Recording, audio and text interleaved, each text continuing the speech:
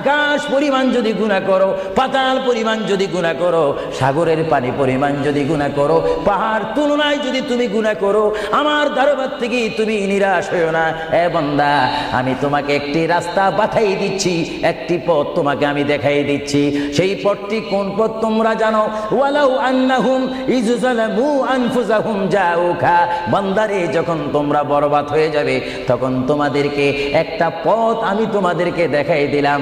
সেই পথটির নাম হচ্ছে আমার রাসূলের মদিনা। জোরে বলেন সুবহানাল্লাহ।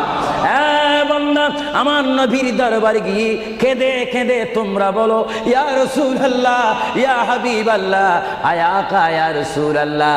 আল্লাহ কোরআনে বলেছে, ওয়ালাউ আন্নাহুম ইযযালামু আনফুসাহুম জাউকা ফাস্তাগফিরুল্লাহ ওয়াস্তাগফার লাহুমুর রাসূল।